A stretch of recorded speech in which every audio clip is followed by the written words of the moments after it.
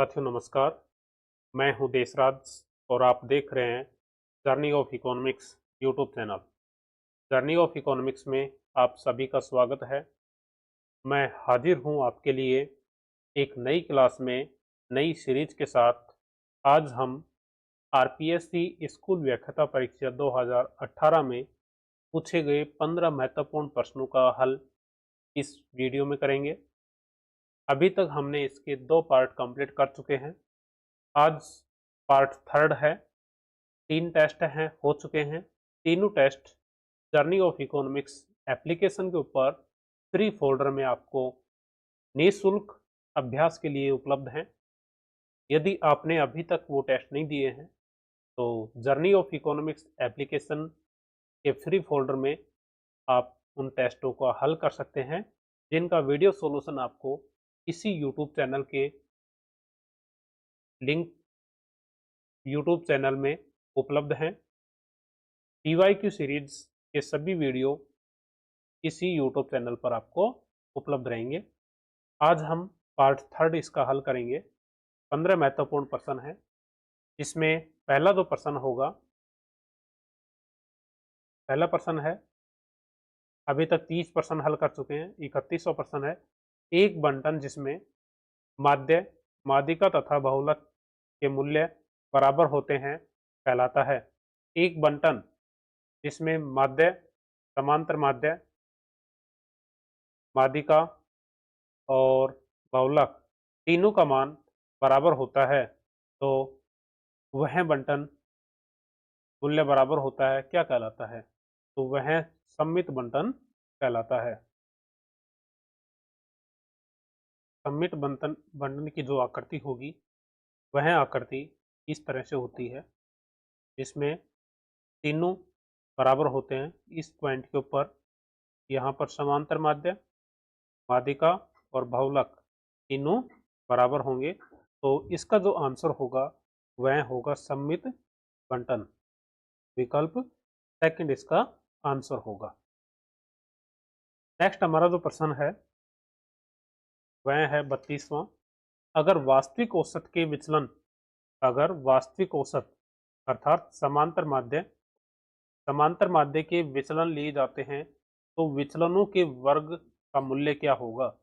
यहाँ पर समांतर माध्य से लिए गए विचलन के वर्गों के मूल्य का योग क्या होता है?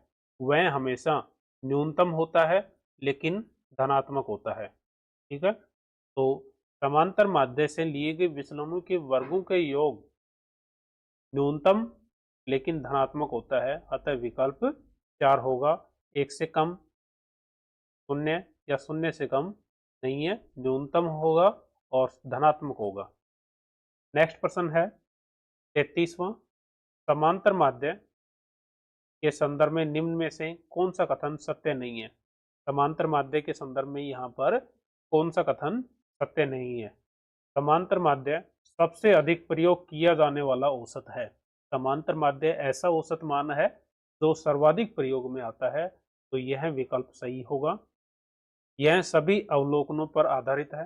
बिल्कुल सही है, समांतर माध्य सभी अवलोकनों पर आधारित होता है, अर्थात सभी अंकों के ऊपर, सभी चर पदों पर आधारित होता है, क्रम मूल्य से प्रभावित होता है। यदि समांतर माध्य में एक अन्य पद या अन्य मान जोड़ दिया जाए या हटा दिया जाए तो उससे वह समांतर माध्य प्रभावित होगा।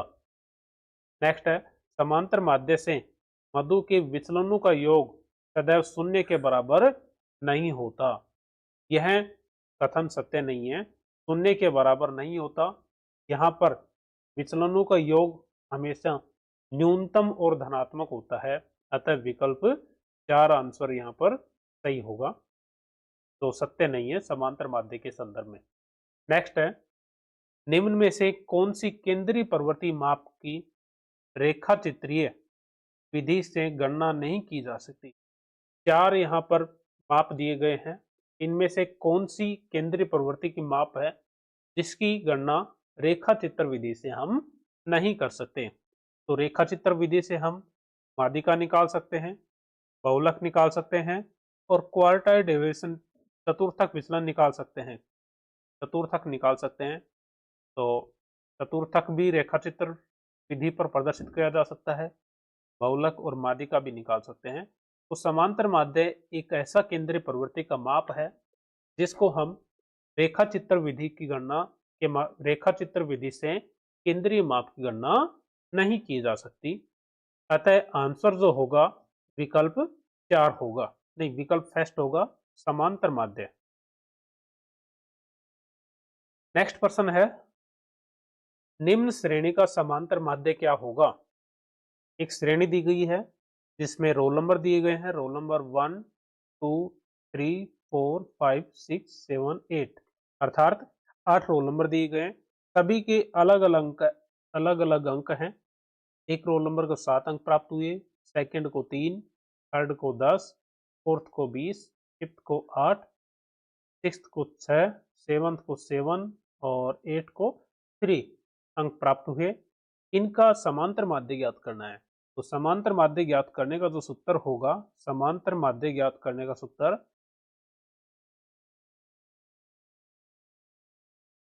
अंकों का योग बटा टोटल अंक। तो इनका योग जो होगा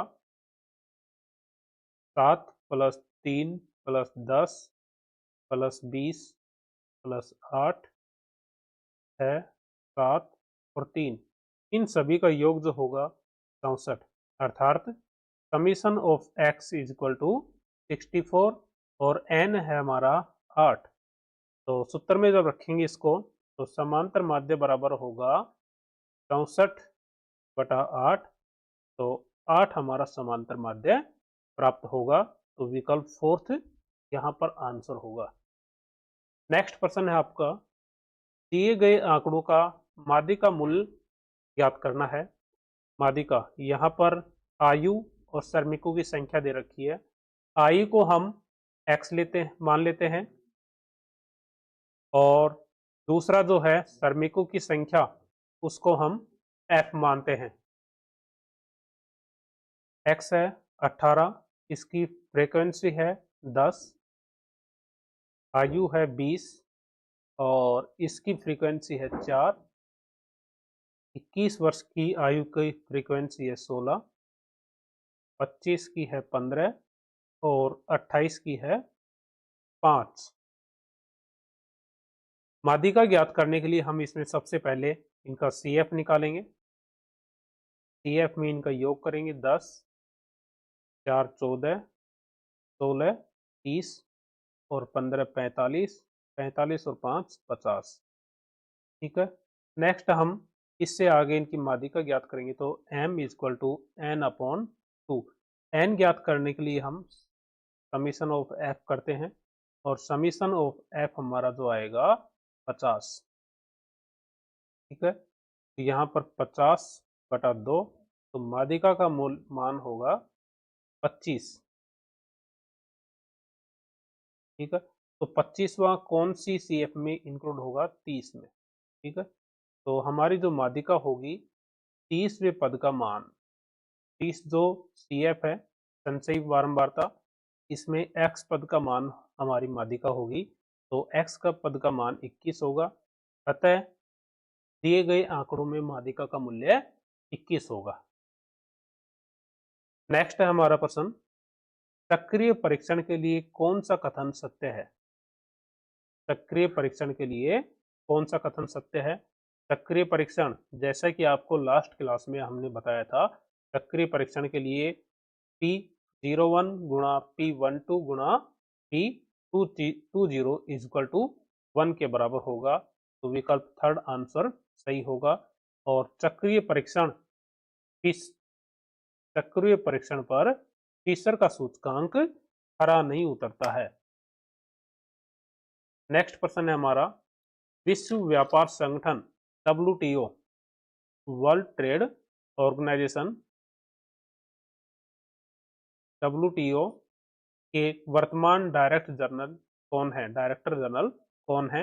यह है 2018 में जो प्रश्न पूछा गया था एग्जाम में, उस समय WTO के डायरेक्टर जनरल थे रॉबर्ट अजवेदो। उस समय डायरेक्टर जनरल थे रॉबर्ट अजवेदो।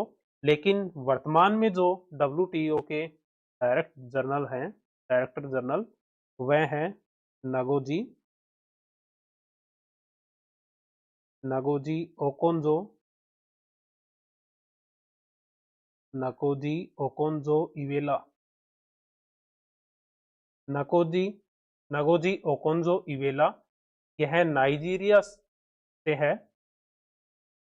इसका संबंध नाइजीरिया से है और पहली अफ्रीकी महिला है, डब्ल्यूटीओ की पहली महिला अध्यक्ष है, महिला डायरेक्टर है पहली, और अफ्रीका देश से पहली डायरेक्टर जनरल चुनी गई है डब्ल्यूटीओ की, नागोजी ओकोंजो इवेला, जिसका कार्यकाल 1 मार्च 2021 से 31 अगस्त 2025 तक है। और डब्ल्यूटीओ की स्थापना कब हुई थी? 1 जनवरी 1955 को हुई थी, 1995 को। डब्ल्यूटीओ की स्थापना 1 जनवरी 1995 को हुई थी। भारत इसका सदस्य देश रहा है और इसका जो मुख्यालय है वह स्विट्जरलैंड के जिनेवा में डब्ल्यूटीओ का मुख्यालय स्थित है। इस तरह से इस क्वेश्चन में हमने लगभग 4 से 5 प्रश्न हल किए हैं जो करंट वर्तमान समसामयिक की दृष्टि से भी इम्पोर्टेंट है। नेक्स्ट हमारा जो प्रश्न है वह है एचओ मॉडल से हेक्सर-ओलिन सिद्धांत के अनुसार दो देशों के मध्य अंतर्राष्ट्रीय व्यापार का कारण होता है। दो देशों के मध्य अंतर्राष्ट्रीय व्यापार कब होगा? जब साधन कीमतों में अंतर हो या फिर साधन कीमतों की मात्रा में भी अंतर हो। यदि एक देश में श्रम प्रधान साधन पाए जाते हैं और बी देश में पूंजी प्रधान साधन देश है, तो निश्चित रूप से श्रम प्रधान साधन देश वाला श्रम गहन वस्तुओं का उत्पादन करेगा और जिस देश में पूंजी की अधिकता है वह देश पूंजी गहन वस्तुओं का उत्पादन करेगा। अतः उन देशों के मध्य व्यापार संभव होगा जिसका कारण है साधन कीमतों में अंतर तथा साधन मात्राओं में अंतर। यदि दो देशों में साधन कीमतों में और साधन मात्राओं में अंतर पाया जाता है तो निश्चित रूप से उन दोनों देशों में अंतर्राष्ट्रीय व्यापार संभव होगा। यह सिद्धांत किससे संबंधित है? हेक्सर-ओलिन से, जिसको हम शॉर्ट में HO थ्योरी भी कहते हैं। नेक्स्ट है हमारा अंतर्राष्ट्रीय व्यापार के अवसर लागत सिद्धांत का प्रतिपादन किसने किया? अवसर लागत सिद्धांत का प्रतिपादन अर्थशास्त्री हैबरलर ने किया था और यह 1930 में इसने प्रतिपादन किया था। और दूसरा जो है एडम स्मिथ का संबंध निरपेक्ष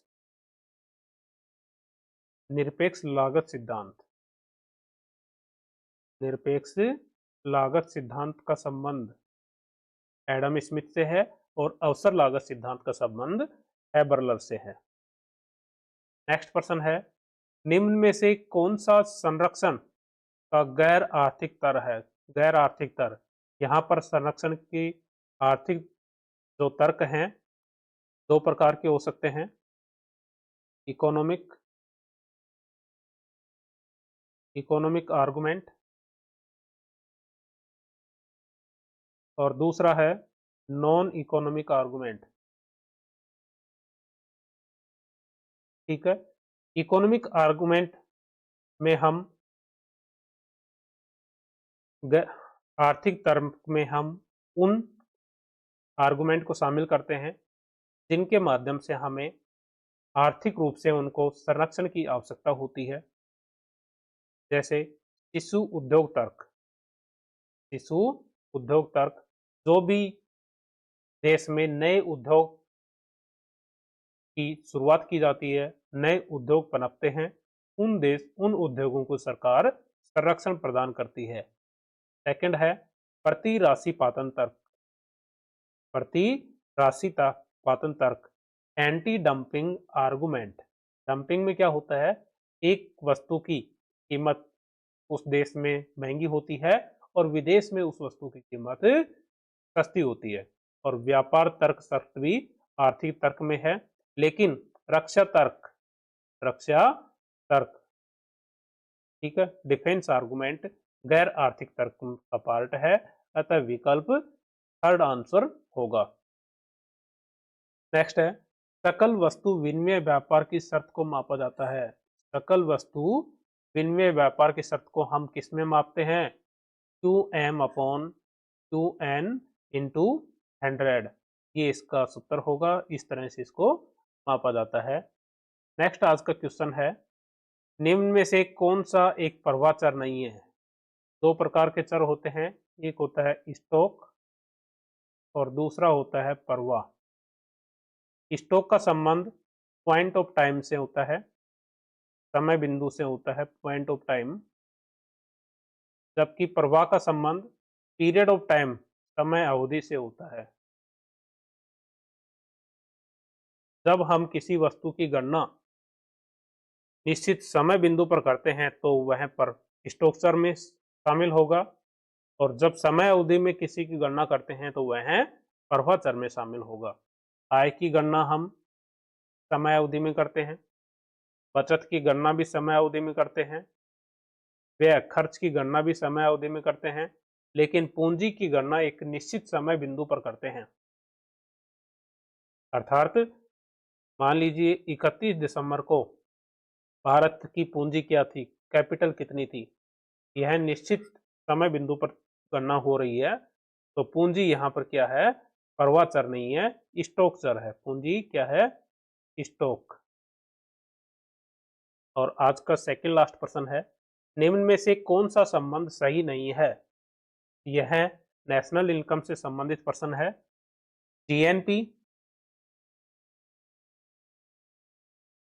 जीएनपी एट मार्केट प्राइस बराबर होती है एनडीपी एट मार्केट प्राइस। यदि जीएनपी मार्केट प्राइस पर ज्ञात करना है तो हम क्या करेंगे? एनडीपी नेट है और यहाँ पर है ग्रोस। ग्रोस से जब हम नेट ज्ञात करते हैं, यहाँ पर ज्ञात करना है नेट से ग्रोस। नेट से ग्रोस ज्ञात करेंगे तो हम इसमें प्लस करते हैं डेप्रीसिएशन, मूल्य ह्रास को प्लस करते हैं, ठीक है। दूसरा है नेशनल, और जब हम नेशनल पर से, और यहाँ पर है डी डोमेस्टिक, डोमेस्टिक से नेशनल ज्ञात करते हैं तो इसमें हम ऐड करते हैं NFIA, net factor income from abroad, विदेशों से प्राप्त साधन आय। तो पहला जो विकल्प है GNP at market price is equal to होता है एनडीपी एट मार्केट प्राइस। यदि हम एनडीपी एट मार्केट प्राइस में मूल्य ह्रास डेप्रिसिएशन और प्लस करते हैं NFIA, net factor income from abroad, तो हमें प्राप्त होता है GNP at market price.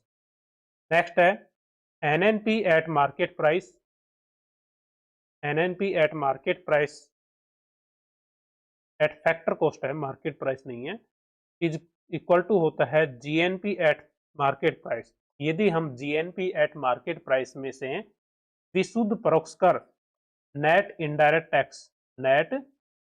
Tax add करते हैं और मूल्य ह्रास को घटा देते हैं तो हमें एनएनपी एट फैक्टर कॉस्ट प्राप्त नहीं होता है। यह हमारा गलत होगा, ठीक है। नेक्स्ट है हमारा थर्ड विकल्प, NDP at market price is equal to GDP at factor cost. यदि जीडीपी एट फैक्टर कॉस्ट में से डेप्रिसिएशन घटा दिया जाए और नेट इनडायरेक्ट टैक्स जोड़ दिया जाए तो हमें प्राप्त होगा एनडीपी एट मार्केट प्राइस। और फोर्थ विकल्प है NNP at market price is equal to GNP at factor cost. यदि जीएनपी एट फैक्टर कॉस्ट में से हम मूल्य ह्रास डेप्रिसिएशन घटाते हैं और नेट इनडायरेक्ट टैक्स को ऐड करते हैं तो हमें एनएनपी एट मार्केट प्राइस प्राप्त होता है। तो इसका जो आंसर होगा वह होगा विकल्प सेकंड। राष्ट्रीय आय को डिटेल में समझने के लिए इसी YouTube चैनल पर राष्ट्रीय आय का वीडियो उपलब्ध है, 2 वीडियो उपलब्ध हैं, उन दोनों को अच्छे से देखिए। निश्चित रूप से राष्ट्रीय आय का कॉन्सेप्ट आपको क्लियर हो पाएगा। और आज का अंतिम प्रश्न जो है वह है, यदि मौद्रिक जीएनपी यदि मौद्रिक जीएनपी 16,000 व वास्तविक जीएनपी 15,000 है, तो जीएनपी अप स्फायत डिफ्लेटर का मूल्य क्या होगा? जीएनपी डिफ्लेटर ज्ञात करने का जो सूत्र होता है वह होता है वास्तविक जीएनपी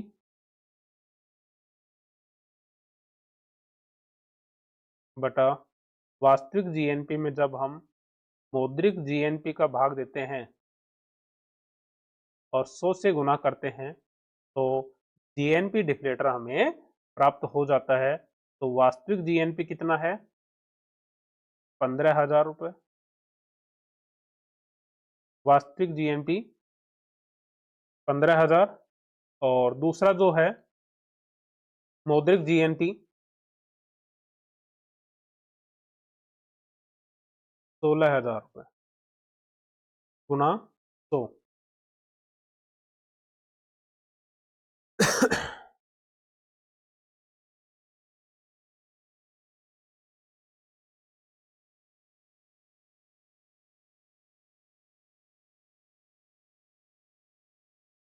यहाँ पर जो आएगा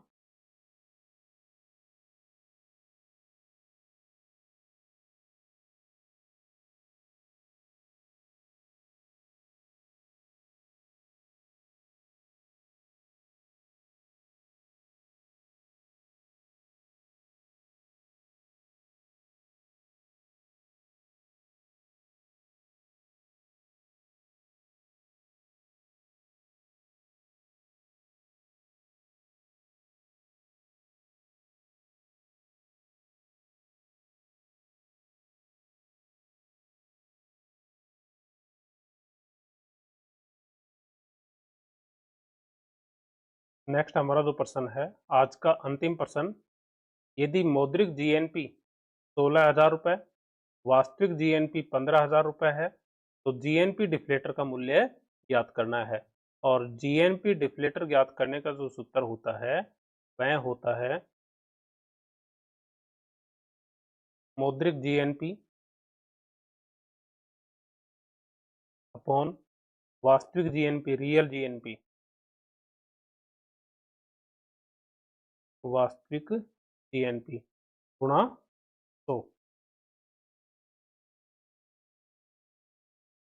तो मौद्रिक जीएनपी का मूल्य है 16,000, वास्तविक जीएनपी का मूल्य है 15,000 गुना 100।